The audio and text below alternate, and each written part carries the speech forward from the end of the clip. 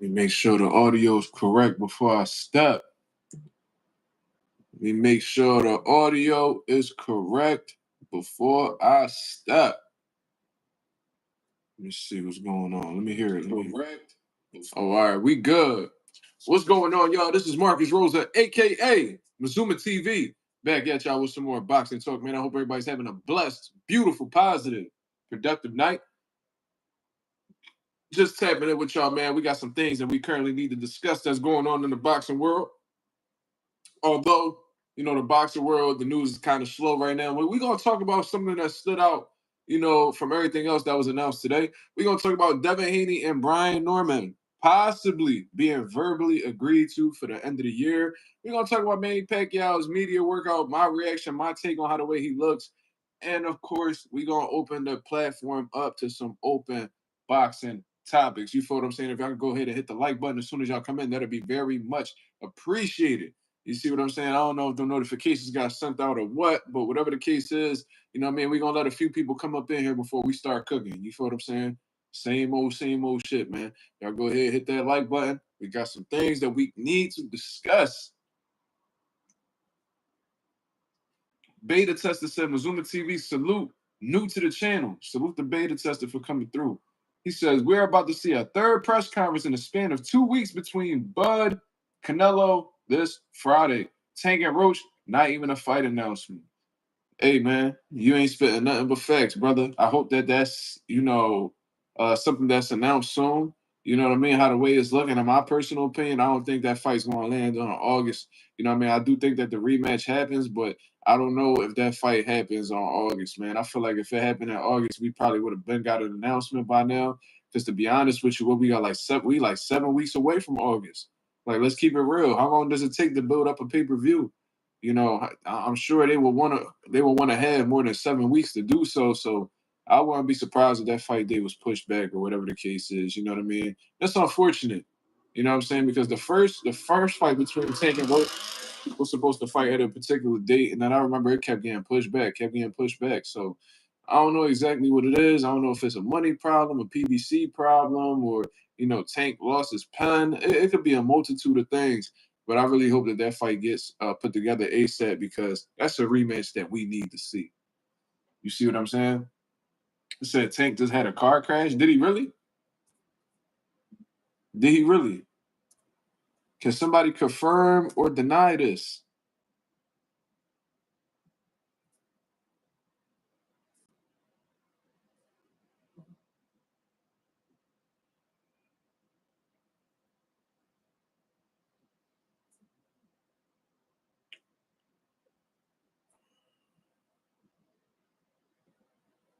I don't know. I think it looked like he's in a car. Looked like the airbags popped, so it looked like he got in a car accident. But he looks fine. If he's taking a picture inside of the vehicle, he might not be doing too bad. You know what I'm saying? So, you know, hopefully he didn't sustain any injuries from that situation and he left okay. You feel what I'm saying? That would be unfortunate if that was the case. You know what I mean?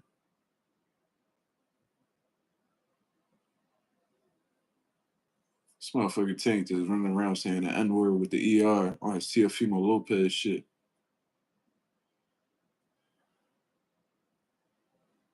Said, man, you look like that dude that boxed. I don't know who you're referring to, brother. I don't know who you're talking about. That could be anybody. There's a bunch of dudes that box.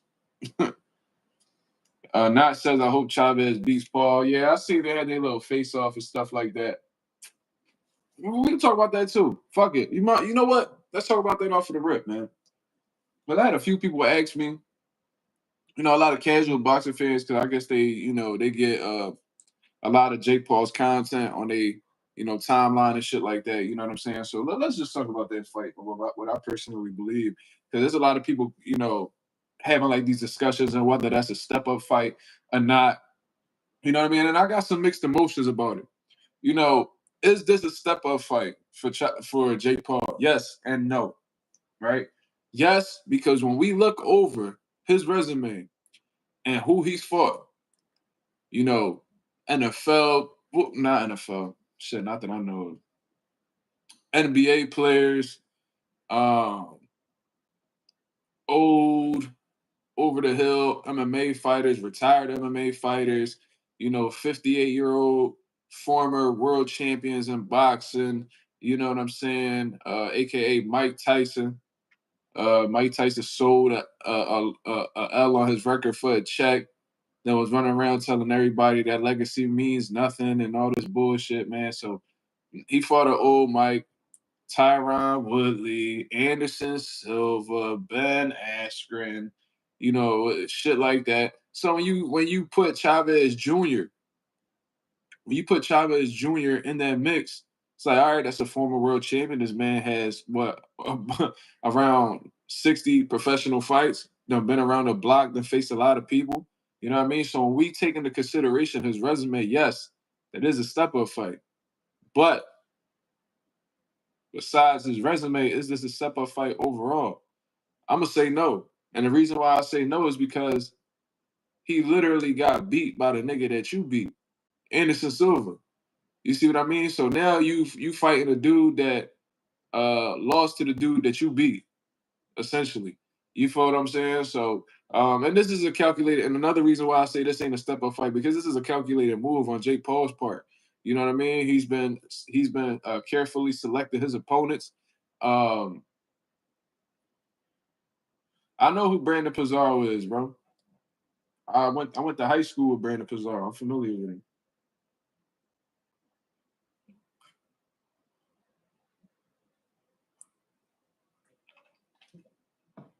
We got similar characteristics because we Puerto Rican, but I don't personally believe I look like him.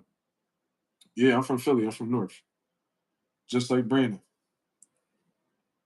But anyways, um, fucking damn. Jake Paul has been carefully selecting his opponents. You see what I mean?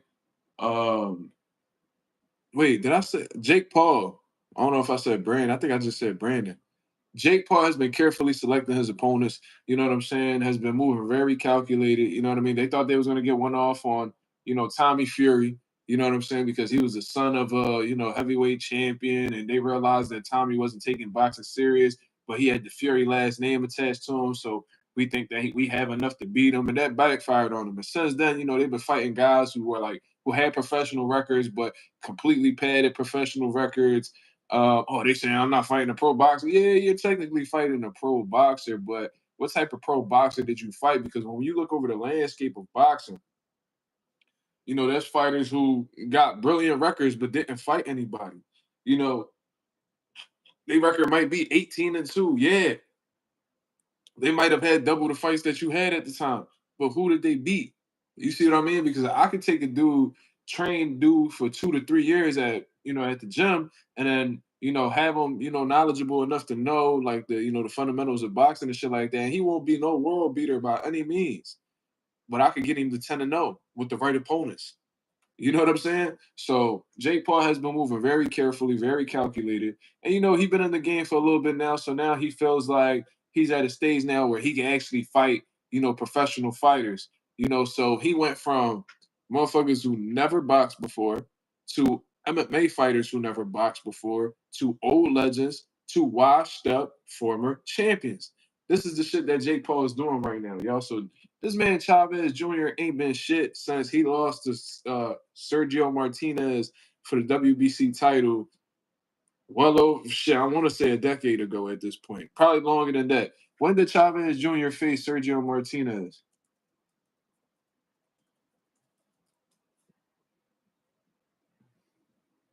Chavez Jr. They fought each other in 2012. That was 13 years ago, y'all. 13 years ago. You feel what I'm saying? So that was when he was at his peak 13 years ago. Since then, he's quit in multiple fights. I remember the Fonforo fight. I remember the Daniel Jacobs fight. You've quit in both Jones whenever you've disappointed your father multiple times. You know what I mean? I remember that little famous meme that Chavez Sr. had when he was sitting ringside and he was like he was just so disappointed in what his son was doing. You know what I mean? And there's also things about, Chavez Jr. being a drug abuser, allegedly. You know what I'm saying? I've heard that. So he has a lot of things going on. And, even when Chavez Jr. was at his peak, he was never the most disciplined guy. He was always lazy. I remember the 24/7 episode he had where this motherfucker was walking around in his drawers, eating Lucky Charms, getting ready for a fight, the biggest fight of his career against Sergio Martinez, from what I believe. And I even thought that I even heard like his coaches criticizing him for not taking the game serious, not training hard. You know what I mean? Not being disciplined. So, you know what I'm saying? Like, I remember these things. You feel what I mean? So now you bringing that same undisciplined fighter who literally got the privilege that he got, just being the son of a legend. Now he's washed up. So not only is he undisciplined, but he's also washed up. You feel what I mean? So that's who Jake Paul is going up against. And Jake Paul, um, he's been dedicated to the sport since he made his pro debut, and he's been hella consistent. So he definitely has like the advantage in terms of momentum. Does he have the experience that Chavez Jr. has? No, not at all. But he's in a fresher place than Chavez Sr. You know what I'm saying? I mean, Chavez Jr. I'm sorry. He's in a lot fresher place than Chavez Jr. His momentum is higher than Chavez Jr. He's more confident than Chavez Jr. He ain't got as much wear and tear on his body as Chavez Jr. So that's a lot of things that goes in his favor. I don't know if he knocks Chavez Jr. out. You know what I'm saying? Shit, he might make him quit. Who fucking knows? Just based off of how the way Chavez Jr. be moving, you can't really trust his character. But very, very calculated move on Jake Paul's part. Jake Paul is trying to spit it and act like he's taking on like a top competitor and shit like that. Like everybody I know boxing know that Chavez Jr. ain't shit. And when he actually amounted to something, that shit was about 13 years ago. The motherfucker ain't get that spark back since then. So. Very, very calculated move on Jake Paul's part. And if he gets a win over Chavez Jr., he could sit back and say, I beat two former world champions back to back. Is he wrong? No. But do we know what it really is? Yes. So miss me with the bullshit, man. We all know what type time Jake Paul be on. He don't really want them problems right now with anybody that's credible. I do know Boots balling in the mix. I do know Boots. I'm familiar. I'm real cool with Ballsy too. That's my OG.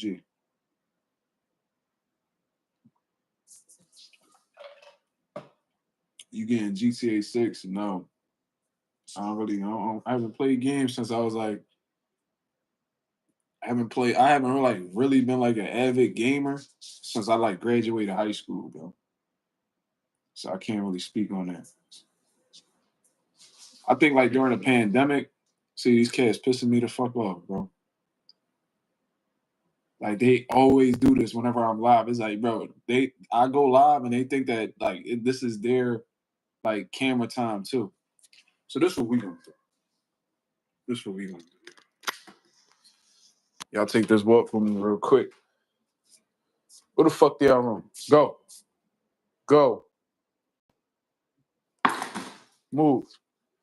You go. You go too. Let's go.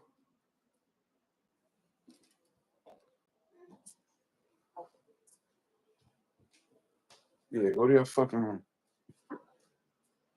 This nigga stepped on my girl trying to run away from me and shit. Dumbass kids.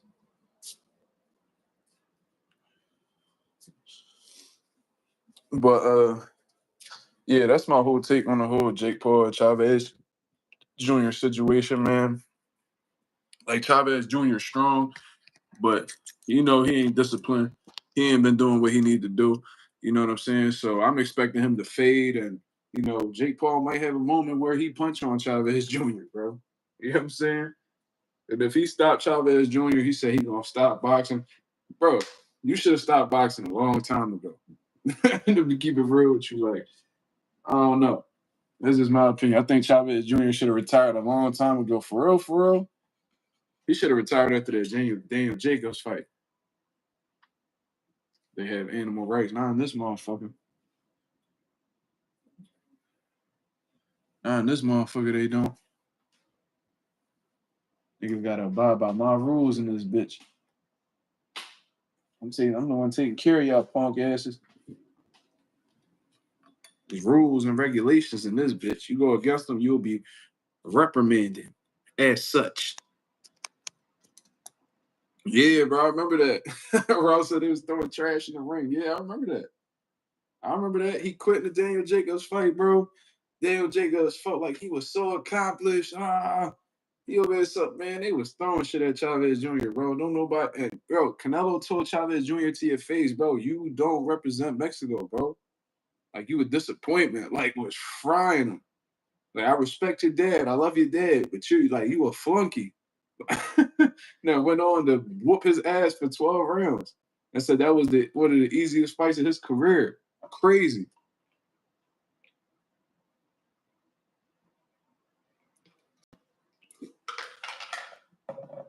Yeah, bro. We remember that shit. Ralph remember.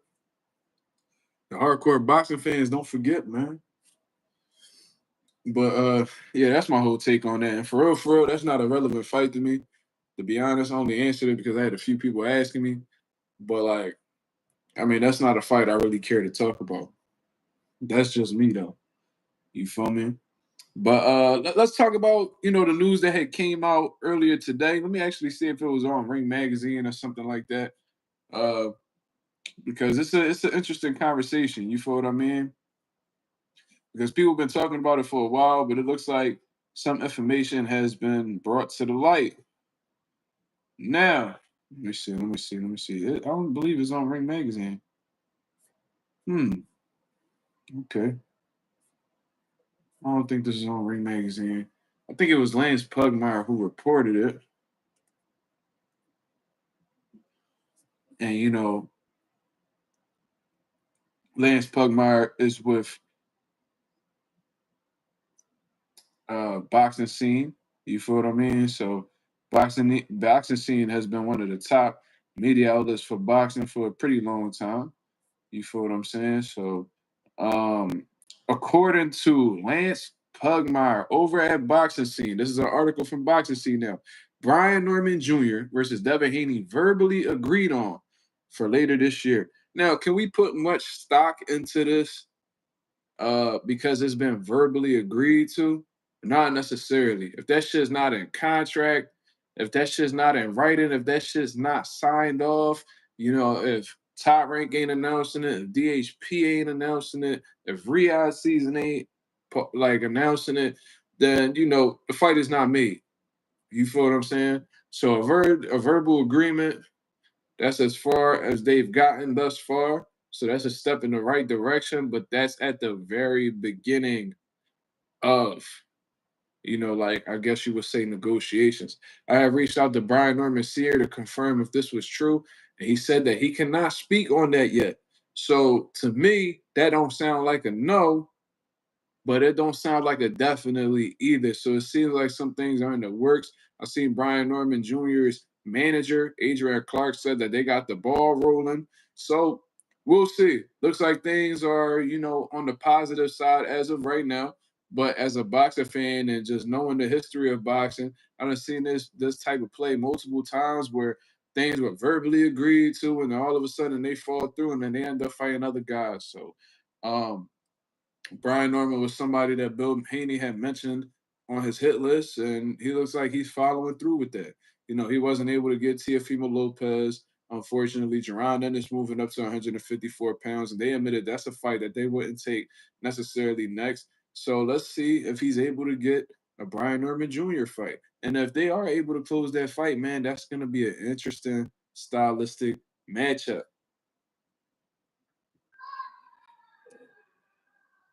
Shout out to Mark Sells Hollywood. Shout out to Mark Sells Hollywood. He says the Norman's manager just yesterday said they were waiting on the Manny fight. Could have been keeping options open. And as a manager, to be honest with you, Mark, I mean, that's what a manager's supposed to do. You know what I mean? He's supposed to look in the best interest of his fighter and getting the most money possible. You see what I'm saying? So yeah, he's gonna leave his options open. He's pretty much, selling selling the fight to the highest bidder. Which one is the most prestigious opportunity? Which one are we gonna be able to bring back more money home? Which fight are we gonna get? Which fight is presented to us that we're gonna be able to bring the most amount of money home possible? That's his whole job because he understands the more that the Normans get paid, the more he gets paid. So, you know what I'm saying? That's just how that shit work. You feel what I mean? That's how these businessmen work. Manny Pacquiao, Mario Barrios winner, that could be a very big payday. That could, and what they're also considering is the risk. You feel what I'm saying? How could we get? And this is how the managers think. I'm not saying the trainers think this way, even though they historically have. And I'm not saying I'm not saying this is how fighters look at it, even though historically they have. Um, Managers specifically, like dialing in on them, they want to get the biggest bag possible while simultaneously having the smallest amount of risk. What fight? What type of fight could we get that won't be that much of a threat to our guy, yet could be a very prestigious opportunity, aka a big bag? You feel what I mean? And maybe they're looking at, if Pacquiao, Mario Barrios has been called the weakest link at 147 for a hot ass minute now. You see what I mean? Manny Pacquiao, a 46-year-old man whose best days are behind him. Either one of them, they're probably looking at it like, oh man, we could beat them. You see what I mean? Devin Haney, that's a tough style. You know what I mean? You could possibly beat a Devin Haney. You know what I mean? A lot of people say that he's chinny now and he got pillow hands. And, this man, Brian Norman Sr., was on my channel talking about how, Jerron Ennis punched like a girl. So Jerron Ennis punched like a girl with the high knockout ratio he has. I could only imagine what he thinks about Devin Haney's power. So I'm sure they wouldn't mind going up against that opportunity. You feel what I mean? But when you look at the Mario Barrios Manny Pacquiao winner and Devin Haney, neither one of them are as high of a risk stylistically than Devin Haney. You feel what I'm saying? So I feel like that's what they'll target most likely because they could probably get the same amount of money that they'll get from a Devin Haney fight, but with the least amount of risk, yo. You see what I'm saying? So I see why he's keeping his options open. You feel what I mean? Karma Serene says Conor Benn is in line for the winner of Pac-Man and Barrios. Well, Brian Norman could possibly intercept that considering the fact that Conor Benn's looking to do his rematch with, Chris Eubank at the end of this year. You feel what I'm saying? But so that's I'm gonna leave that open. You know what I'm saying? Like it's not for sure definite that Conor Benn is gonna get the winner of Barrios Pacquiao. I know he's expressed interest in fighting both guys.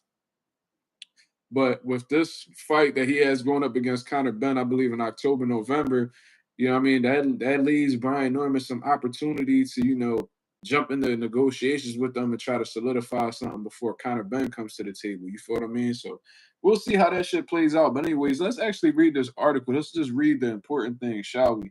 Boxer scene, Lance Pugmire, headline states Brian Norman Jr. versus Devin Haney verbally agreed on for later this year. So this came out at 3:43 this afternoon. It says WBO welterweight champion Brian Norman Jr. has verbally agreed to fight former two-division champion Devin Haney later this year. An industry official told Boxing Scene Wednesday. Norman, who's coming off a destructive fifth-round knockout of Jin Sasaki last week in Japan, has informed his promoter Top Rank he wants to pursue the bout with Haney that is intended to be staged by Saudi Arabia boxing financier Turkey Al-Sheikh. Riyadh season. Those connected to the proposed bout say that it's being targeted to occur in November at a site yet to be finalized. Norman has expressed his desire for the bout to be fought at the standard 147 limit without a catch weight or next day weigh-in limit added. So Brian Norman's pretty much letting it be known, I want to fight Devin Haney, but it ain't about to be at none of these catch weights. I'm the champion. I want to make this shit happen at 147. We're not doing no weird rehydration clause. We're not doing no next day weigh-ins. We ain't doing none of that. You feel what I'm saying? So we can make the fight happen, but I'm going to let you know what's not going to happen. So that's what Brian Norman is saying, according to this report. Haney, who is coming off of May 2nd unanimous decision victory over Jose Ramirez in New York's Times Square, expressed interest in fighting Norman after attempts to stage bouts against recent welterweight champion Jerron Bruce Ennis, which I believe is absolutely capped. Bill Haney let it be known that fight will definitely not be next for him. But whatever. That's the narrative that people pushing. And current 140 champion Teofimo Lopez fell through in recent weeks. Bill Haney spoke to boxing scene about the Norman fight on Tuesday, saying, "You guys, as in Team Norman, said that you wanted more to fight Ennis. Well, guess what? We know what more is, and if you want to fight Devin the Dream Haney, then you could get that next." So he said, "We know the price tag you asked for Jerron Ennis. We got that for you. So if you want to fight next, we'll give you what you're looking for." In addition to his financial backing of the bout, Alashik's involvement might be necessary anyways as Top Rate's current broadcast deal with ESPN expires July 26th. Alashik owns a minority stake in the zone. So considering the fact that Top Rank deal is expiring with ESPN within the next month, it's best to, have Turkey Al-Sheikh around considering the fact that he has a minority stake in the zone, and the zone will be the perfect network to showcase the fight between Devin Haney and Brian Norman Jr. So now I'm going to tune into the comments. Let's see what the people are saying. An elite pure boxer is always a high risk. That's a fact. Especially when they have like significant advantage over you, like hand speed, foot speed, experience. In my opinion, ring IQ. I just think that Devin Haney's the more skilled, more intelligent fighter in comparison to Brian Norman. But Brian Norman is very much a threat against Devin Haney. You feel what I mean? Because we've seen him hurt against smaller guys. Brian Norman is a significantly bigger dude, but considering the fact that he's not like a sneaky puncher or anything like that, or like like how can I say, like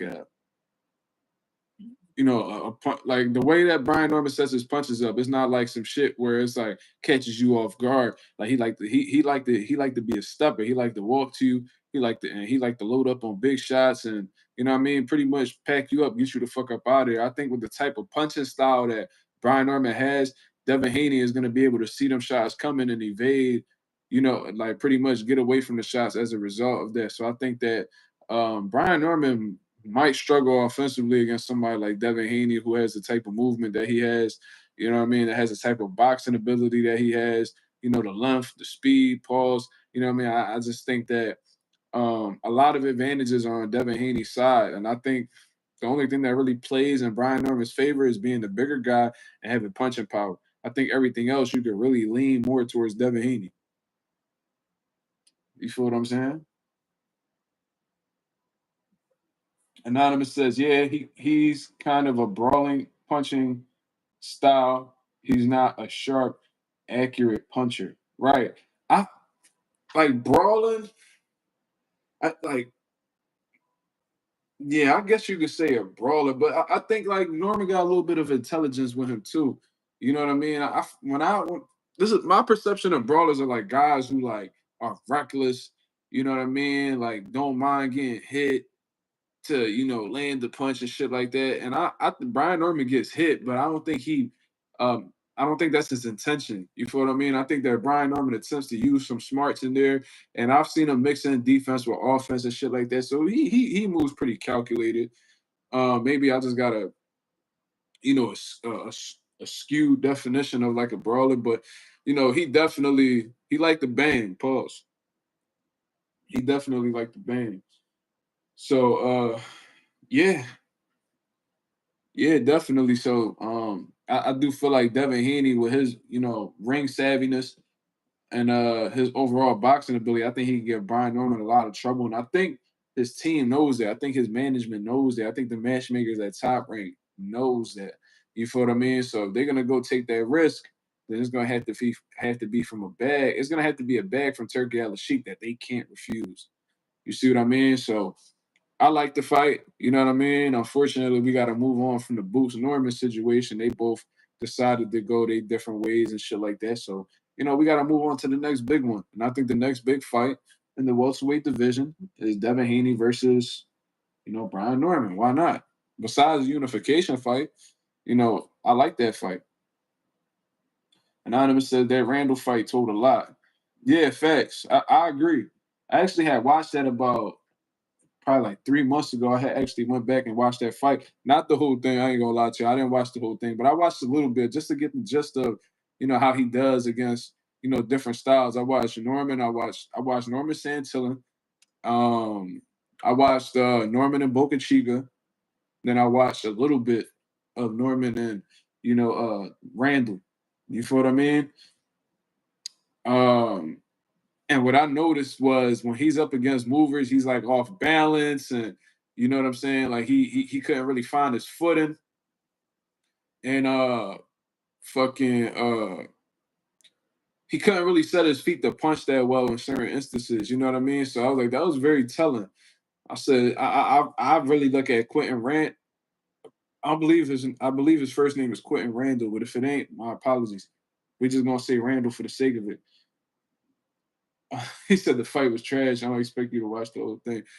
Sometimes I'll just watch. I'll watch through a boring fight just to see, like, you know what I mean? Because I'm not really looking for entertainment. I'm looking for flaws. You know what I mean? I'm looking for, yeah. I'm looking for like little things and how does Norman respond to this style? What's his flaws? Is he good at cutting off the ring? Is he not good at cutting off the ring? Is his feet coordinated when he's moving? Is he off balance? I've seen several instances where Brian Norman seemed to be off balance. He was when he was, I think he would get like desperate, offensively, and then he'll like rush in with punches and smother himself, and then they constantly have to reset and stuff like that. So Brian Norman, the type dude, I feel like based off of what I've seen in his game, he's a masterful catch and shooter. You know what I mean? He doesn't mind fighting on the inside. You know what I mean? He don't mind, banging with you. You feel what I mean? But like he likes to actually shoot shots in between your punches. That's something that Brian Norman Sr. admitted on here. He said that they had more successful boosts when they punched in between his punches. You feel what I mean? And I think that's something that he developed pretty well. I think it worked for him really well in the Santillan fight.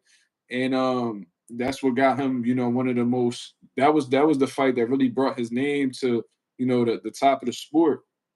That's what really gave him a lot of attention. You know what I mean? Because before that, people wasn't really talking about Brian Norman all like that. So his catching and shooting ability is solid. Like he got that shit down packed. His composure, you know what I mean. His mental fortitude. I feel like that's what's most important. Impressive about Brian Norman Jr. You feel what I'm saying? I've seen that man get hit with some shots, and his face wouldn't change. It's like he's unfazed, and then he continues chipping away, not taking no for an answer. You know what I mean? So you gotta respect dudes like Brian Norman who had that mentality that, you know what I mean, I don't give a fuck what you put me through in here. I'm gonna stick to my plan and I'm gonna keep chipping away until I see the results that I want to see. So, that's admirable. Is his footwork better than Schofield's? Well, I would have to really sit down and analyze Schofield's, footwork to really give you that, opinion. You feel what I mean? I would have to watch Norman's, then watch Schofield's, and then I would be able to, assess some things. But neither one of them, in my opinion, based off of what I've seen, had like this standout ass footwork that, was impeccable, phenomenal. You know what I mean? I seen Brian Norman in that Randall fight, come in with a combination, but he's standing completely square. Like he'll have Quentin Randall against the ropes, then he'll rush in with, like, let's say he shot a 1-2-1. So he'll shoot the jab right here and come back with the jab. By the time he gets that jab off, his work is completely smothered. So he can't get that leverage on the punches to get the maximum power behind it. You feel what I mean? So Brian Norman definitely got flaws. That Quentin Randall fight showed me that, he was able to beat Quentin Randall. Let's not, get it fucked up. But he had some difficulties catching up with Quentin Randall. But, at the same time, he might have been able to learn from that experience and get better. But I haven't seen a fighter style like Quentin Randall since he fought Quentin Randall. So there's no way for me to actually know whether he's improved or not. He's gained more experience, but I don't know whether he's improved or not. Did he go back in the gym and fix some things up? Did he understand that he had a problem with that style, so he sparred that style until he got it figured out? Like, well, we don't know. We don't know. But if he fights Devin Haney, we'll definitely know. You know what I'm saying? Let me see. Let me see.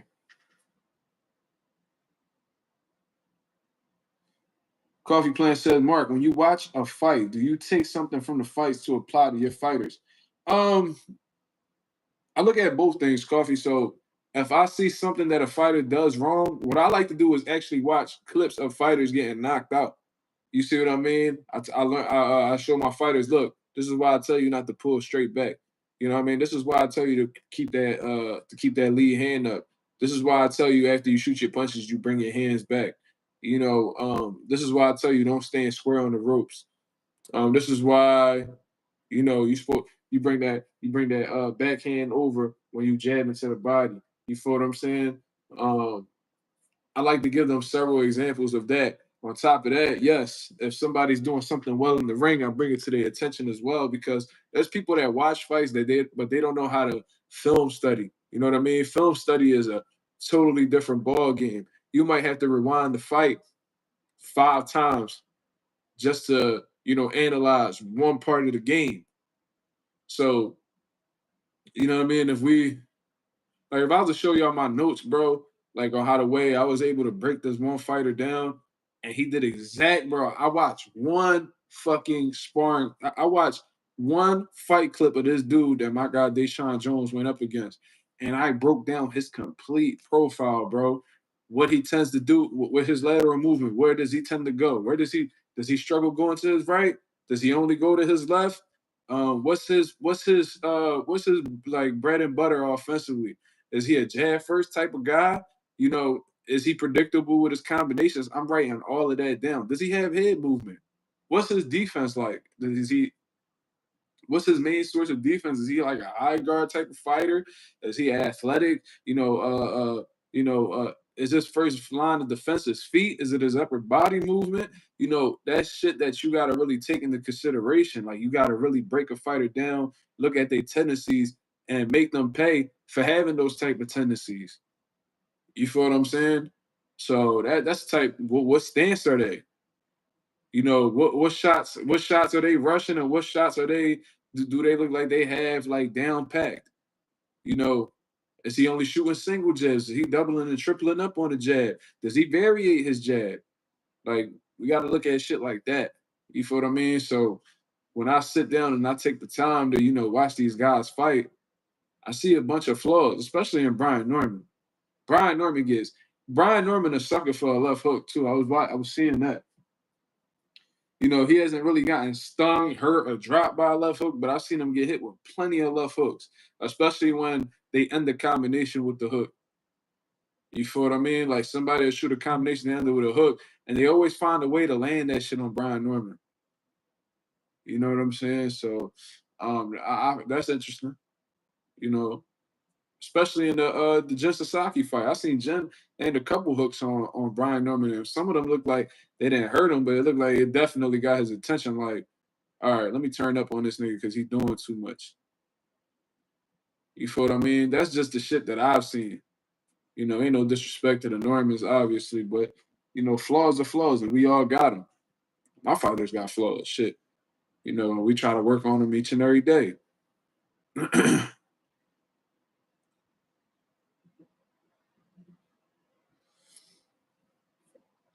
Next Gen says, yeah, but what they say, don't hook with a hooker. Devin left hook ain't like that. Well, I don't think he necessarily needs a left hook to beat Brian Norman. That's the thing. If he needed it, then that would be a problem trying to hook with Brian Norman. But I don't think he needed a left hook to beat Brian Norman. You feel what I'm saying? So I don't know.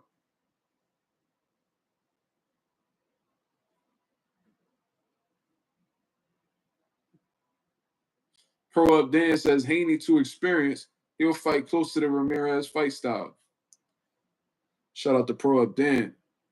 If that's the case, um, if that's the case, then motherfuckers is gonna really hate Devin Haney for that. Because everybody around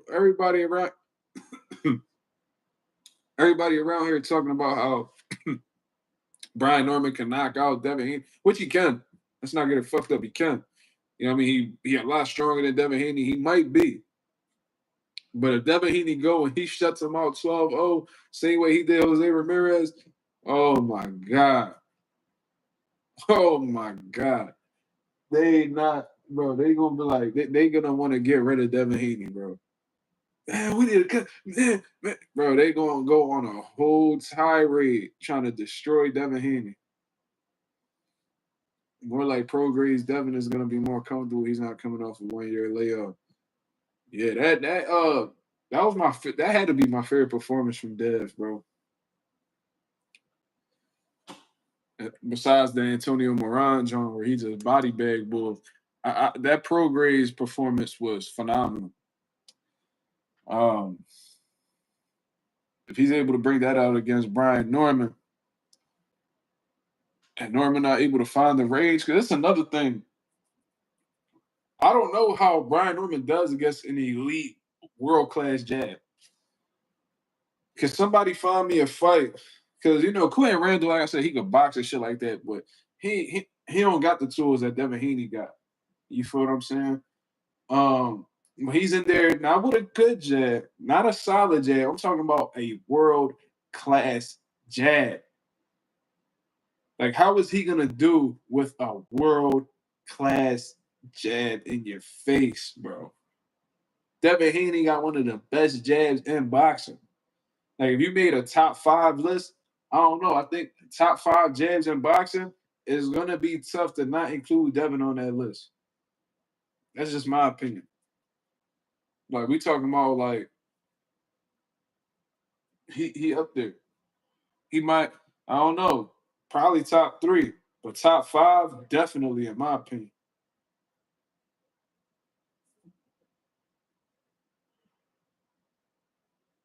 People have Regis so bad, Regis still hates on Devin to this day. Um, I feel like Boots, when he uses his jab, he could be a top 5 jabber, but he doesn't use it as consistently as those other guys you listed, Coffee. And it's probably because he didn't need to. But like the jab that I saw with Boots, bro, like against Romain Villa and Stanionis most recently, it's phenomenal. What Next Gen said, top 5 jab against smaller guys with shorter arms. But this is the thing, Next Gen, I can name you fighters who were smaller with shorter arms and still had phenomenal jabs. I can name you somebody name this guy had a phenomenal jab, right? He won world titles at light heavyweight and cruiserweight. 5'6" and had a fun and was out jabbing taller guys regularly. Let me see if y'all guys know. He won a world title at light heavyweight and cruiserweight. 5'6", a 5'6" light heavyweight. I'll give y'all a hint. He didn't live too far away from Philadelphia. Anybody know?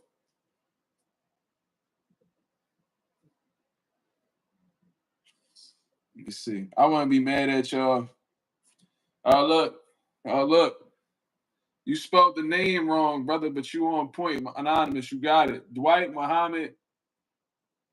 Is his name like Kwawi? I don't know how to say that nigga last name, but I've watched him for a long time. Actually, one of my fighters told me to watch him even more because I only seen a little bit of fight footage. Like, bro, this guy was 5'6", bro, on a good day.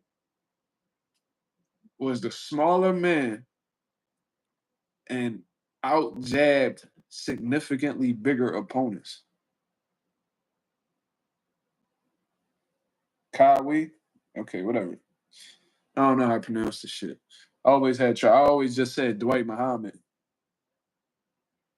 Um, yeah.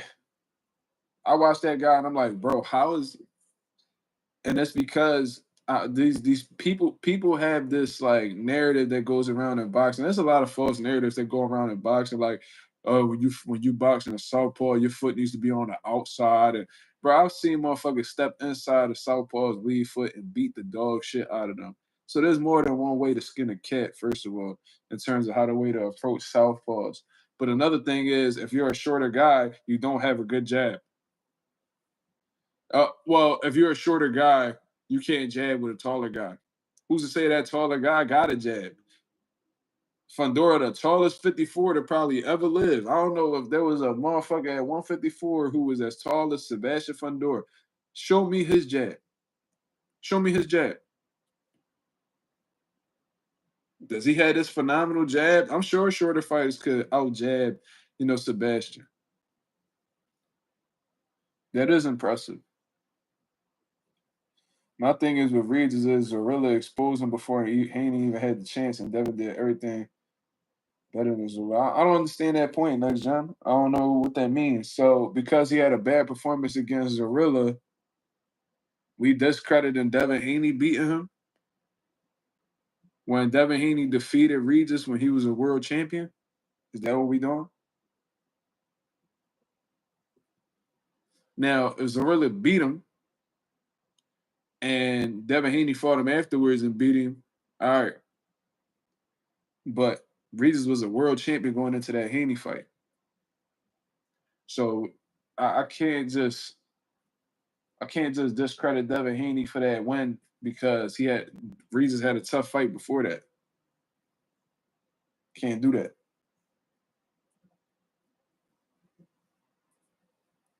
You know what I mean? Like this motherfucker's giving Teofimo Lopez credit for beating Josh Taylor. Like when what's Teofimo Lopez's best wins? Lomachenko and Josh Taylor. Okay, well Josh Taylor looked like dog shit against Jack Catterall before the Teofimo Lopez fight. And y'all still give him credit for that. So we're not gonna give Devin Haney credit for defeating Regis because he had a tough fight with Zorilla. You gotta be consistent, yo.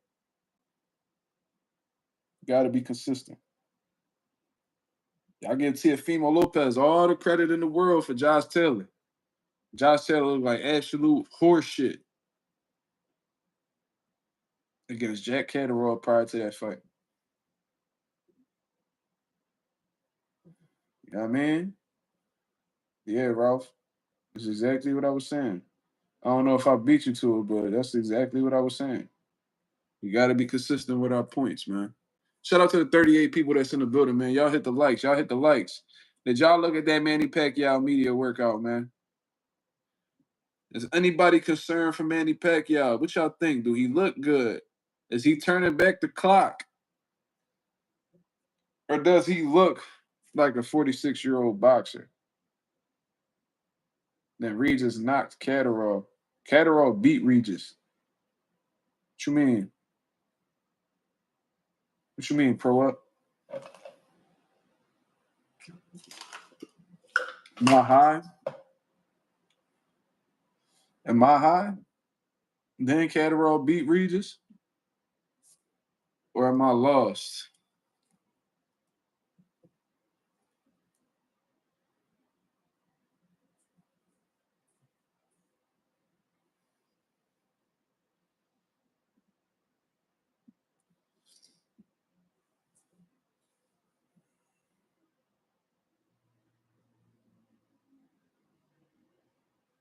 See, Regis looks old, but he don't want to come to grips with that yet. He knows though. He knows in his heart that he's not the same fighter that he used to be. You know what I'm saying? That's why he was talking about fighting at bare knuckle and shit like that. Like he was literally alluding to retirement after the Catterall fight. But now he's trying to reel that shit back in, talking about how he still feels good and he trains every day. Okay. You not winning a world title again, brother, especially not at 140. The motherfuckers that's in that weight class right now, you not fucking with. You not fucking with Tio. You not fucking with Hitchens. You not fucking with Gary Antoine. You not fucking with Albert Puello. You feel what I'm saying? So you just need to go ahead and man, you might have to pursue that bare knuckle shit because a lot of them niggas can't box anyway, and you could punch. So I mean, you probably put a couple of them niggas on highlight reels and get a nice little check. You feel me? But that world title run, that 3-time championship you talking about, that should not happen. And not in this climate. The only way you get another world title is if, you know what I mean? All them niggas from 40 move up. All them niggas from 40 move up and you fight for a vacant John against an absolute turkey. That's the only way. Have a rematch with Taylor, go wash for wash. I don't know. Regis always act scary about moving up to 47. Because Josh Taylor, he should have been moved up. He cooked himself. Man, Josh Taylor was phenomenal, bro. Like his fucking downfall was crazy. Like his decline was insane, bro. Like Josh Taylor looked, bro, for that Jose Ramirez fight, bro. Like he looked like elite. Like he looked like he couldn't be fucked with, bro. And I'm like, yo, this nigga's a monster. And I remember doing an interview with YSM years ago. All y'all gotta do is put Mark Rosa, Tiafimo, Josh Taylor. This was way, bro. I was so confident in Josh Taylor. Yo, Tio better stay away from Josh Taylor. And Tio washed him. He ain't look shit like himself.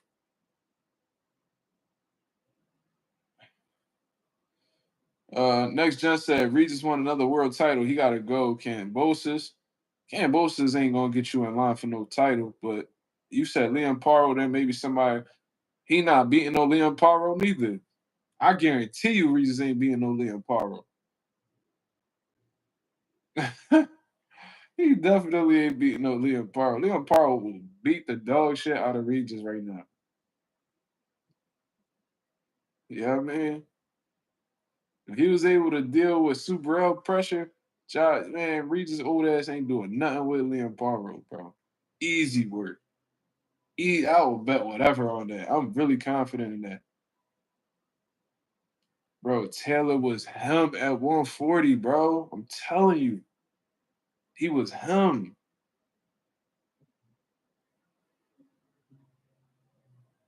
Yeah, I seen Paro rock Navarro, bro. I was like, damn. Yeah, see, Leon Paro is the definition of a guy who got sneaky ass power, bro. Like he don't look like he really cracking, but he catch you with some shit, bro, and ring your fucking bell.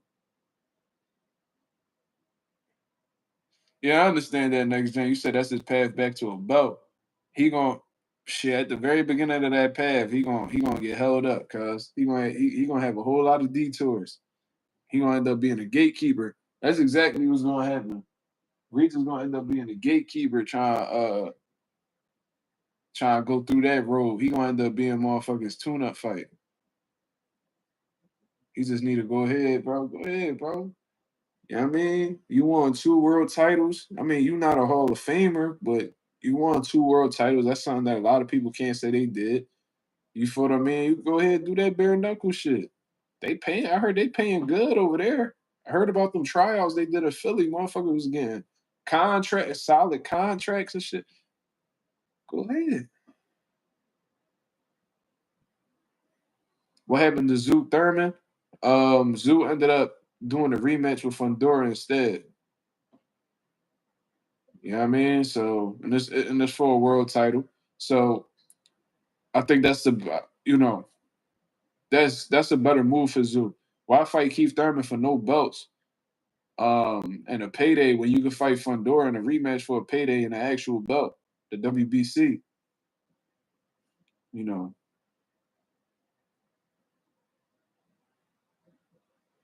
Mark sells Hollywood says he already there. Yeah, again, I mean, yeah, I agree with you. Austin Trout does bare knuckle. I think he a champ. Yeah, yeah, I seen that. Austin Trout be getting in them trenches. I seen a couple of his bare knuckle joints. He be whooping them dudes' ass. And that's because he was like a lot of these bare knuckle dudes, bro. Like they weren't elite level boxers. You feel me?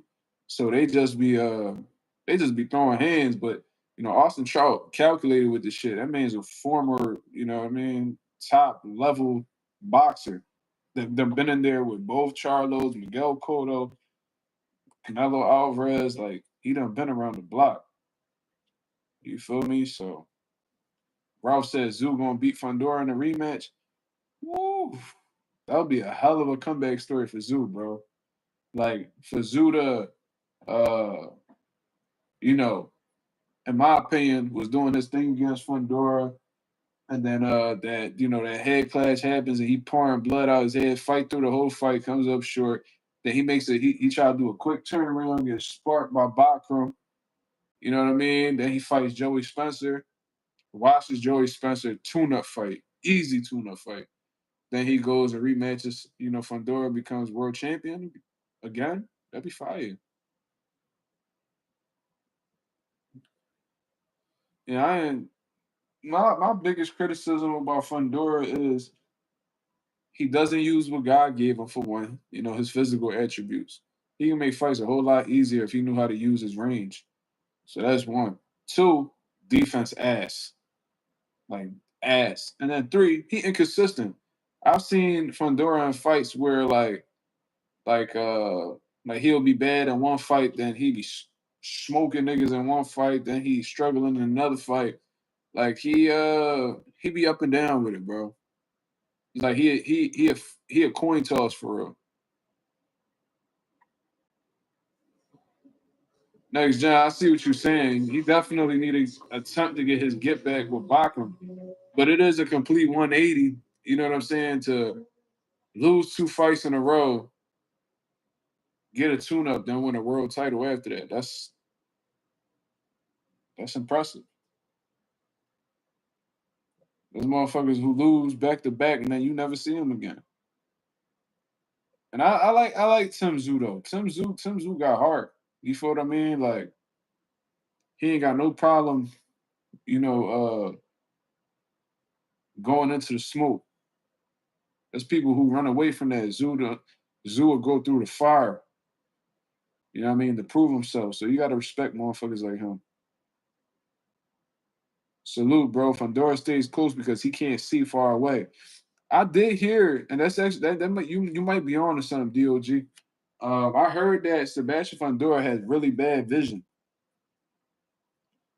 You know what I'm saying? I've heard that he has bad vision, and I think I've heard him say before that like he doesn't want to wear contacts in the ring and shit like that.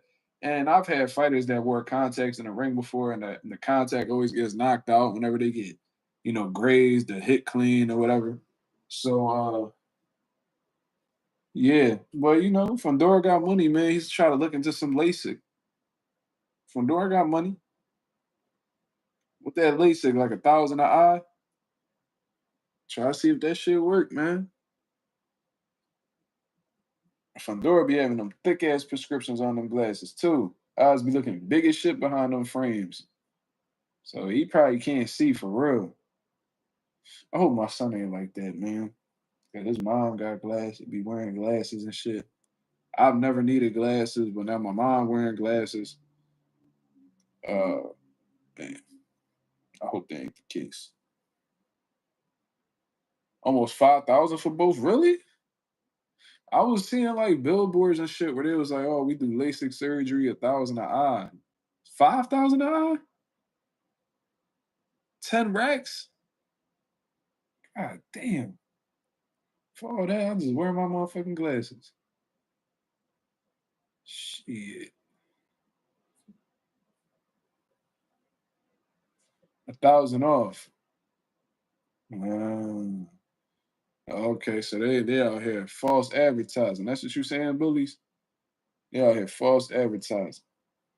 Anonymous says, I just think Fundora defense garbage. Him and Sasaki got the same level, same kind of defensive skills. I think he's food for most of that division. Jeez.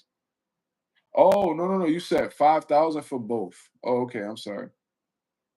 Because when you first wrote 5,000 for both, I'm thinking like 5,000 here, 5,000 there. But you saying, okay, so 2,500 each.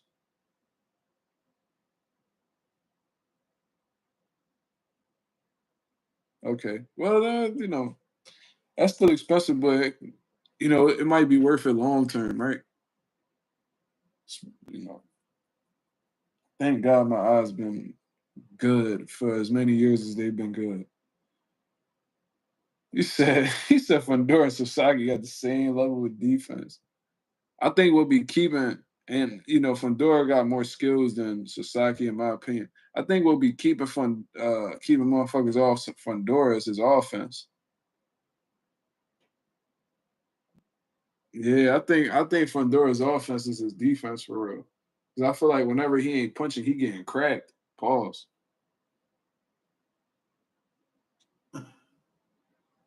Trying to figure out what this nigga doing next to my car.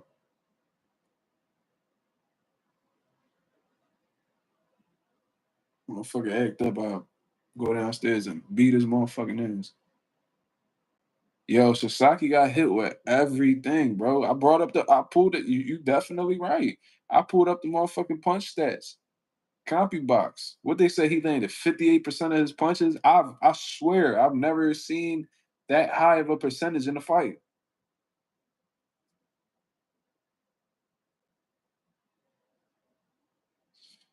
I don't know. I got a hoopty, but for some reason my car. I got a hoopty. I got a 2006 Honda Civic, bro.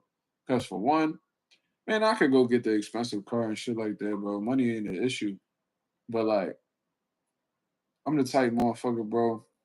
I ain't gonna lie, I'm cheap. Especially when it comes to me. I don't got problem spending no money on my son, my girl, whoever, whatever. But them civics, bro, them motherfuckers, they last forever. If I ain't gotta pay a note for that motherfucker, and let's say something wrong with my car, should be like a $30, $40 fix. Come on, man, can't beat that. And I'm getting to the same places these niggas with Challengers and Camaros and Hellcats getting to. So I don't know. Yeah, I'm in debt right now. I'm working my way out of it, J Cash, but shit, we all won't be debt free. Once I become debt free, bro, I'ma really be on a whole different type of time. You know what I mean? Like that's gonna really set me up for like financial freedom, bro. That's when the houses are gonna start being bought. Yeah, we gonna get right into that real estate. I can't wait. I'm trying to get a '04 to '08 Acura TSX, boost that John with a turbo. Oh, okay. J Cash talking like he Puerto Rican. That's that's the shit Puerto Ricans do. That's what they do in Philly, cuz they take a Honda, Acura, Toyota, whatever. They suit them bitches up, put turbos and yeah, change the exhaust. And they be tripping. Rouse said Norman hit Sasaki with that shit from Men in Black, erased Sasaki's memory. He definitely did, bro. They said that as he was and I've heard that before, you know what I'm saying? Like I've seen people get knocked out in my gym and don't remember how they got there, why they were there, don't remember who they sparred. So that's normal when you're going through a concussion. You feel what I'm saying? But like as like you start to recover from it and shit like that, your memory starts to come back and shit like that. So I hope that was the case with Sasaki. So from what I last heard, he started remembering, his camp and he started to remember a few of the rounds. So, you know, that memory loss may have been temporary. You know what I mean? But shout out to Jen Sasaki, bro. Listen, man, Jen Sasaki, if you hearing me, brother, you don't even understand English, so I doubt it. But let's say somebody watching that's close to Jen Sasaki. Um, come to Philadelphia, come to Pivot Boxing Academy. I could teach you defense, brother. I promise you. And I know motherfuckers don't really know my training side and shit like that. They just be knowing me coming out here chopping it up with the people. I'm one of the best trainers in the city. I don't give a fuck what nobody say. You know what I'm saying? My time's gonna come where people recognize that. I will get your defense right. As long as you're willing to listen, you know what I mean? We can get some defense on you. Trust me. All my fighters got good defense. And I can teach you multiple ways to defend shots, all that. All them little bad tendencies you got, we can fix them. I would work with Jen Sasaki, bro. Trust me.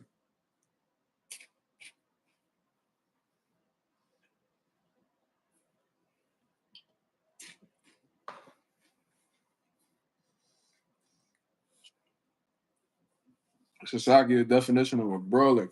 He a crash dummy for real, for real. You know what I mean? She said he said I had my wife translate. Yeah. Let that nigga know. You know what I mean? You flew 7,000 miles to go call out Brian Norman. How about flying 7,000 miles to learn the American style, brother? Mm-hmm.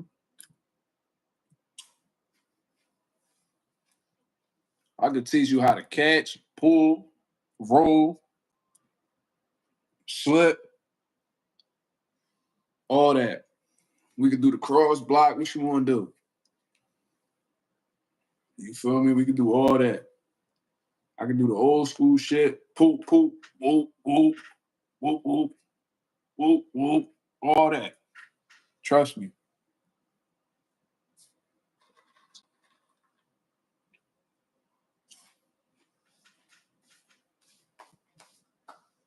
Sasaki had Brian Norman looking like Denzel when he was an Equalizer. When he was in that Home Depot hitting him with that nail gun.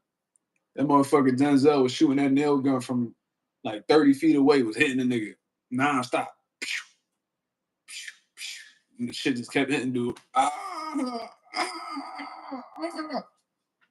Motherfucker was shooting out. Lights out.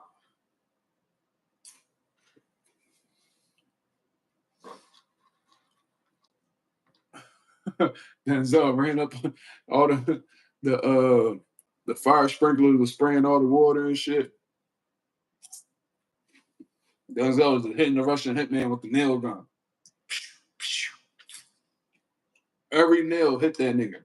Paint, paint, paint, paint, paint. I was like, that's exactly how Norman was in his Equalizer bag. He was on his Denzel shit.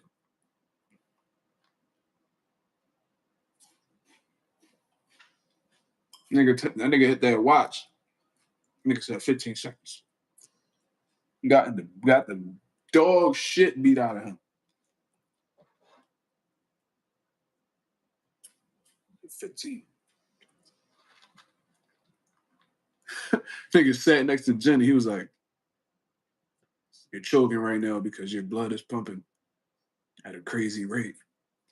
You will die right here on this floor. There's nothing you can do about it. You could have just took the money. Now you're going to die right here. Denzel shot the fuck out in that joint. Monty Brown TV, what up, brother? How you doing?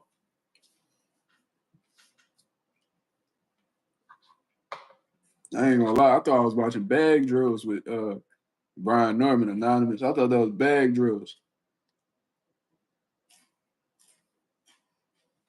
Jen should have just hung himself up on the motherfucking he should have just held on to like a steel chain, like a metal chain, and just swing from that motherfucker and let Brian Norman punch all over him because, yeah, man, that's what he looked like, a heavy bag. They should have dropped the motherfucking metal chain down from the ceiling, had Sasaki hang on that motherfucker, and just let Norman tee off on him. That nigga did a heavy bag impression for sure.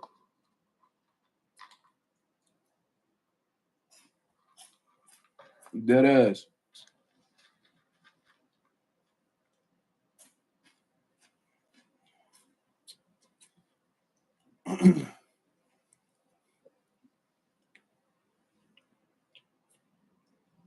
Sasaki hit Norman with some shit though, but Norman chin solid than a bitch. Yeah, Sasaki was cracking him with some hooks. I was seeing that shit, and I'm like, Brian gotta be careful, bro. Then Norman just put him to sleep. I'm like, yo, Brian gotta be careful. Sasaki taking a punch. Oh, nigga went right to bed. Sure, remind me of Paulie Malignaggi, bro. Like, let's give credit to Brazil, man. He's a fucking Wilder sparked him and shit. Nigga, Malignaggi was trying to hate on Wilder. Let's give credit to Brazil, guys. Now all you heard was, wow, he got it.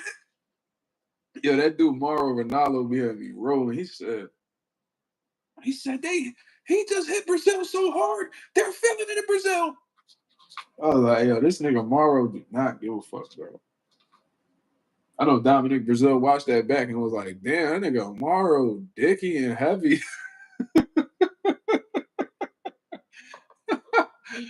He just got hit so hard, they're feeling it in Brazil. I'm like, yo, this nigga is a dickhead. I know Dominic was watching and like, damn, this nigga Mauro just played the shit out of me, nigga.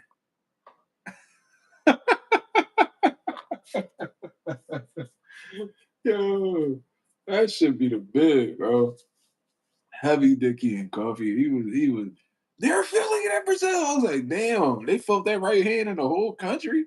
I got my that nigga Dominic was probably like, nigga, I know my last name Brazil, but you ain't had to do all that. Cause like, damn, nigga.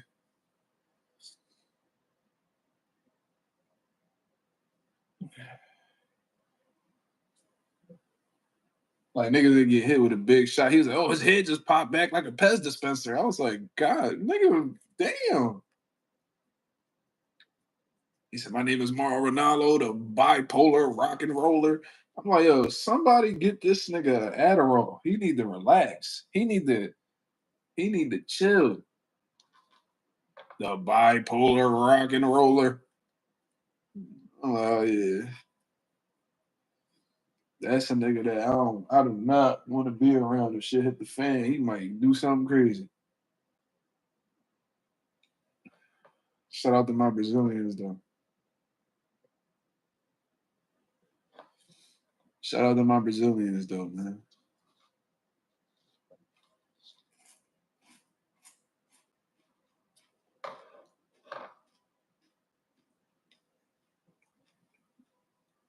That nigga need an addy. Lennox Lewis used to have me rolling too. Lennox Lewis, that nigga never knew nothing about the fighters. So like Brian Kenny, if y'all ever repeat Brian Kenny, be like, oh, what do you think about this guy, Lennox? Yeah, he's a good fighter. I'm looking forward to seeing what he brings today. Like, damn, Lennox, you ain't study a motherfucking thing, did you? He's definitely talented. I'm gonna tell y'all something. My dad was sitting at the bar with Lennox Lewis after one of our Tifo Burlton's fights. And they said Lennox was just this motherfucker was drinking, got to talking about his wife and shit. Oh man, I was like, yo, Lennox be having problems with the wifey and shit. Saying like, I forgot what he said about the wifey, but he was like throwing shade at her and shit. I'm like, damn, Lennox, you a goat. You having wife problems? Come on, man. But Lennox used to have me cracking the fuck up because during the commentary, like a nigga get dropped, a motherfucker get dropped. Whoa! I'm like, bro, this nigga Lennox be tripping, bro. I don't know if I think it was the Edwin De Los Santos and Rayo fight. This nigga Lennox was losing his mind, bro. He's like, oh! Like, bro, did you forget you commentating? Monty Brown, motherfucking improvising and shit. Yeah, he's a good fighter. I'm like this motherfucker right here, bro. He don't give a fuck. He probably like, man, I'm Lennox Lewis. Fuck what y'all niggas talking about. Like, I don't need to study shit, nigga. I'm Lennox, nigga. One of the greatest. One of the greatest heavyweights to ever live. Fuck, I need to study these niggas for. They need to study me. Shit. Them niggas need to study me. Fuck, I need to study y'all for. Y'all lucky I'm here watching you, nigga. I'm goated. The greatest UK fighter to ever live. The greatest fighter to ever come out the UK. The greatest Jamaican. Come on, man. Stop playing with me, man. Lennox top 5 greatest heavyweights of all time. I don't give a fuck what nobody said. My favorite heavyweight ever, man. I love Lennox Lewis.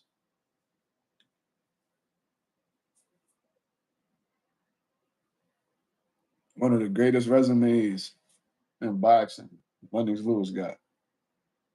Every time he lost, he got that shit back in blood. Yeah, Edwin definitely was rocking Ryo shit, but Ryo rocked Edwin shit too. That's why like Lennox couldn't like you could tell he was overstimulated. Like he ain't know like it was too much shit going on, and Lennox was like, bro, like I can't take this shit. Like this shit is fucking wild.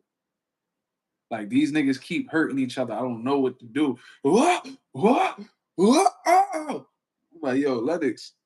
And I know he probably the type nigga that when he get hype, he start grabbing niggas and shit. Oh, I shouldn't have did that. No, I shouldn't have did that.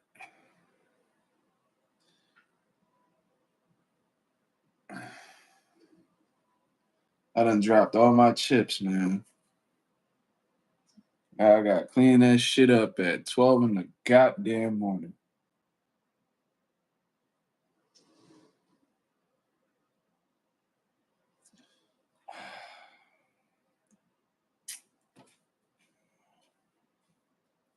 I ain't mean to do that, man. I thought it was empty.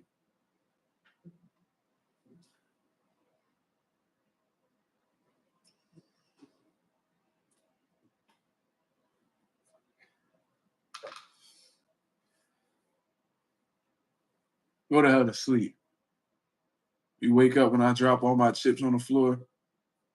Mind your damn business. That's the wrong way.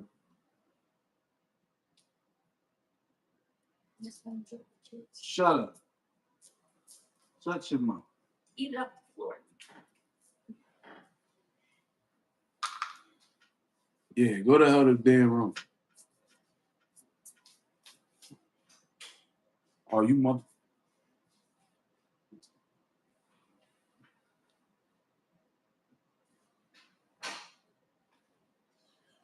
All right, man. Some of them don't eat human food, man. I would have been had his fat ass clean that shit up.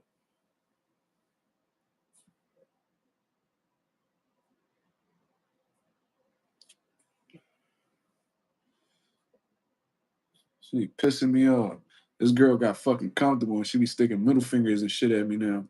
I don't know who the fuck this girl thinks she is.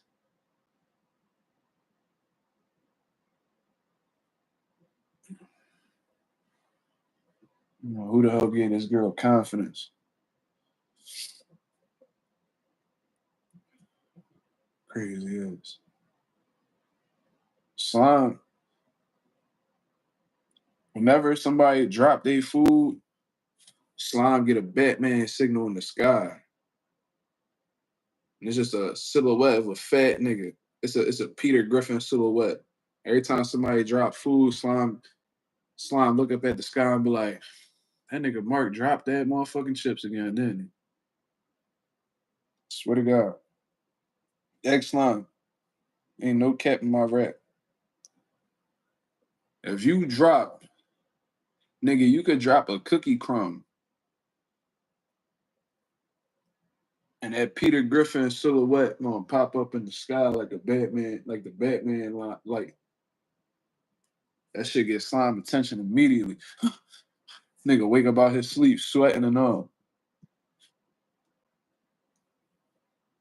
You know, like when they say that like a shark could smell a drop of blood from miles away. That's Slime. That nigga could hear a microwave beeping from miles away. That nigga Slime texted me the other day and was like, nigga, your spaghetti ready. It's like, what? How you know I had spaghetti, nigga? He said, nigga, your microwave, nigga. I said, nigga, how you know my microwave going off? Cause I could hear it. Like, nigga, what you in my crib? No, I'm in Puerto Rico. I could just do these things.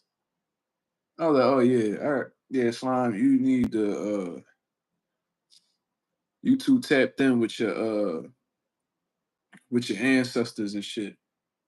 Cause you know Slime come from an ancestry of fat niggas. Cause only fat niggas who've been able to evolve over time could hear a microwave beep from thousands of miles away.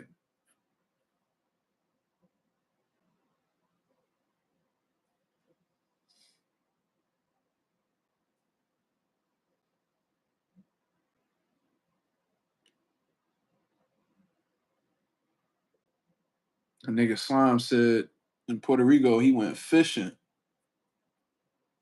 And I was like, word, that's what's up, bro. They, the fish different over there and shit. He was like, yeah. I said, damn, nigga, how much you paid for the fishing rod and all that? He was like, what? I said, nigga, you say you going fishing. He was like, nigga, I don't need no motherfucking fishing rod. I'm Slime, nigga. That nigga throw his titty out like a net. As soon as that motherfucker pop out the water.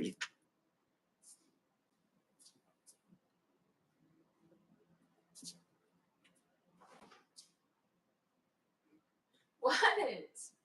You got something you want to fucking say to me? What? Give me a Gatorade, yo. Give me the strawberry one. It's not cold yet. I know I got ice over here. Yeah, Slime got a titty nut. Don't make Slime do it though. That nigga catch a fish out of water like a grizzly bear. No hands. that nigga Slime. That nigga Slime sit at the top of a waterfall waiting for one of the bitches to pop out.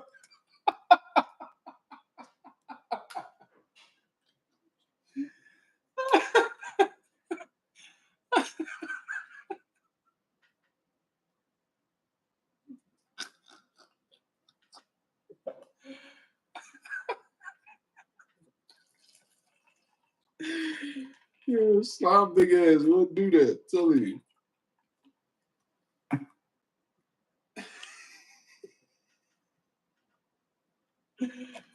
Yeah, I'm surprised Slime not in here. I'm gonna send it over to him so they don't sound like I'm just talking shit behind his back. I'm gonna send it to him. That nigga said I could catch a fish with no hands.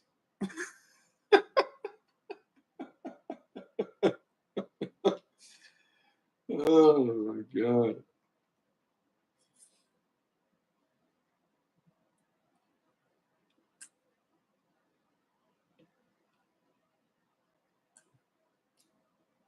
Oh man. Any closing thoughts? We got 35 people in the building. Any closing thoughts before we get up out of here? Any closing thoughts? What's up? What is this like? What is this shit that these am I lost? It says grab the camera for edit. What that mean? Why do they say that? Is that supposed to be like something funny? Am I just like out of the loop? Cause I'm hitting that unk stage now. You know what I mean? So I ain't. It'd be hard to keep up with these young niggas and shit.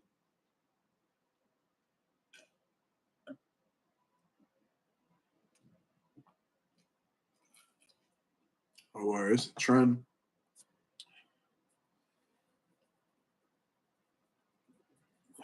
All right. Thoughts on the Farmer Schofield fight this weekend? Great fight. Definitely a great fight, man. Tevin Farmer, his last three bouts, he's came up short in. You know what I'm saying? But all of them, uh, besides the last one, in my opinion, was close and extremely controversial and on some real shit. You can make a strong case that he may have won that fight with Mordecai. He may have won that fight with William Cepeda the first time. You see what I mean? So Tevin Farmer's game, at this point, he done seen it all. He's an experienced vet, very slick defensively. And I think I'm gonna classify his punching power as sneaky. I think he has punching power that, is greater than what his knockout ratio leads you to believe. You see what I mean? I think that, especially since he's been sitting down on his punches a little bit more now, he's been settling down. He's been getting more results in terms of, like hurting guys, dropping guys, and shit like that. You know what I mean? And Floyd Schofield is that new kid on the scene that, had a huge opportunity in front of him initially against Shakur Stevenson, but, due to some health issues from what I understand, he was unable to get that fight. You feel what I mean? So now he's trying to get back in the mix. He said in the interview I saw with Mill City, he said that his weight cut has been, phenomenal and, no health issues, no injuries or nothing like that. So assuming that he'll be ready, the night of the fight. He believes he's going to stop Tevin Farmer. I heard Tevin Farmer say that he's going to stop him. I do feel like with Tevin Farmer's style and, like I said, his overall experience, he's going to give Floyd Schofield some obstacles to get through. But I do believe, and I've always said this, and Tevin Farmer has admitted it most recently in an interview with Jamel Parker, that he's very great defensively, especially in his younger days, 5-6 years ago. He was very elusive. You know what I mean? It's almost like he could see the punch before it comes. Like the motherfucker got that what's that shit called where you can read minds and shit. Whatever the fuck that is, that's what he got. I don't know if that's called telekinesis or I don't know. But whatever that shit's called. The motherfucker was brilliant defensively. Telepathy. Shit, I need to go back to school, man. Yeah, telepathy. It's almost like that motherfucker got there, especially in his younger days. But one of my biggest criticisms about Tevin Farmer, like I've said, previously, is that his offense don't match his defense. You feel what I mean? And I said that months ago. Like I said this a long time ago. And just in an interview this week, I think it was on Monday, the interview dropped with Jamil, and he said that, early on in his career, it was always defense, and not enough offense. Same thing that I've said here on Mazuma TV. And I think that he says that he's learned from that, and now his offense matches his defense. I disagree. I still think that he still has that same problem. You know what I'm saying? And I also think that Tevin Farmer,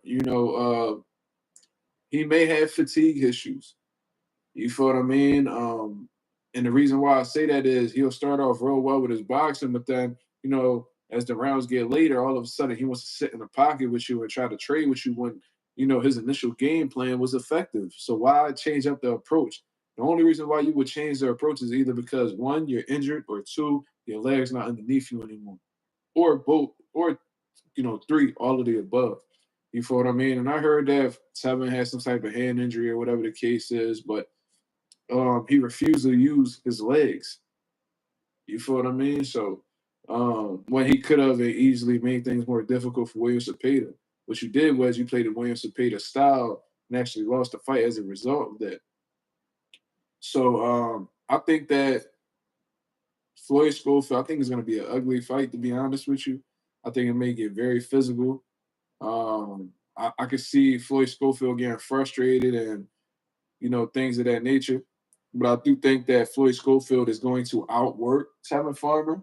I think he's going to try to. What I think, based off of what I'm hearing Floyd Schofield say, I think he's going to attempt to box with Tevin Farmer. Once he starts getting fits in that department, I think he's going to bite down and resort to what he usually does and get his Sean Porter bag. Come forward, be aggressive, let his hands go. You know what I mean? Try to bang with Tevin Farmer and try to make it a fight instead of a boxing match. I do think that I think some of the rounds will be close.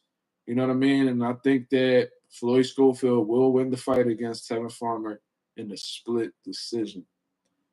Tevin Farmer does have dog. You know what I mean? He's not somebody who takes no for an answer.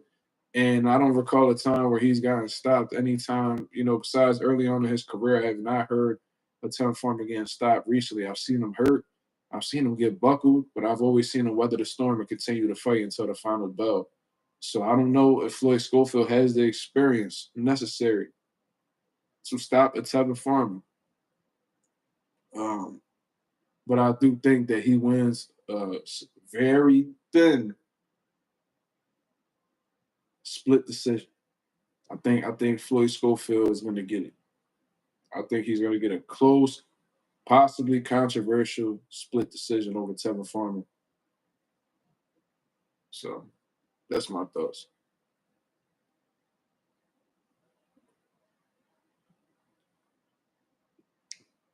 But I am rooting for Tevin Farmer. If he's able to defeat Floyd Schofield, that's well deserved because he done fell victim to the, he done fell victim to the politics of boxing. So if he's able to actually get a win, if he's actually able to get a win over a top contender at 135, that'll put Tevin Farmer back in the mix. And he deserves to be. You feel what I'm saying? So that's just what I believe. I hope Farmer does like Usyk and turns up in the later rounds. I haven't really seen Farmer do that. You feel what I mean? And like I said, that may play to like fatigue issues and stuff like that. But if he is able to do that, Floyd Schofield gonna have some issues. Because I think Schofield is banking on, based off of what I'm hearing him say, Tevin getting, tired in the later rounds, and he's gonna, turn up the aggression, and he thinks he's gonna get a late stoppage. That's what him and his daddy saying. I just heard him say that on it was either Mill City or 78 Sports TV. So, regardless, you know, that's what they believe. So Tevin could turn it up in the later rounds. Yeah, I mean, you could disrupt those plans and possibly pull off the upset. But to be honest with you, if Tevin Farmer wins, it won't necessarily be an upset to me. Floyd Schofield isn't this decorated professional fighter, in my opinion, that, don't have no business losing to Tevin Farmer. He's inexperienced. He hasn't fought any big notable names as of lately. His last fight, he faced some adversity, went through some things, got knocked down and shit like that. So if he was to lose to a former world champion in Tevin Farmer, who's had multiple title defenses and, top and very close, decision losses that a lot of people thought he won against, current IBF lightweight champion of the world, Raymond Mortaya, and then, the top, one of the, probably the number one contender in the lightweight division and William Cepeda. You could easily say that he defeated both of those guys. You know what I mean? It's almost like it should be a I'm not a surprise type of situation that Tevin beat Kid Austin. There might be some people that if Tevin Farmer pulls out the victory will discredit Tevin Farmer because and they might mention his age and his lack of experience and how he was overhyped. You know what I'm saying? So that's my overall take on this situation, man. Salute to Tevin Farmer. I will be rooting for you, my Philly brother, but as of right now, based off of what I've seen and what their abilities are set up like, I do have Floyd Schofield winning a split decision, possibly controversially, against Tevin Farmer. I hope y'all have a blessed, beautiful night. I got a long day of work ahead of me tomorrow. You know what I mean? And I heard Philly gonna cool down a little bit, so that's a good thing. But I'm gonna go catch up on these Z's. You know what I mean? And reprimand the wifey for being disrespectful. Feel what I mean? I'm gonna go throw these chips away that done fell all over the motherfucking floor. Y'all have a blessed, beautiful night. Listen to Mazuma TV. I'll be back at y'all with another live tomorrow, 10:30 p.m. Eastern Standard Time to keep y'all informed of what's currently going on in the boxing world. Until then, y'all have a great one, man. Peace.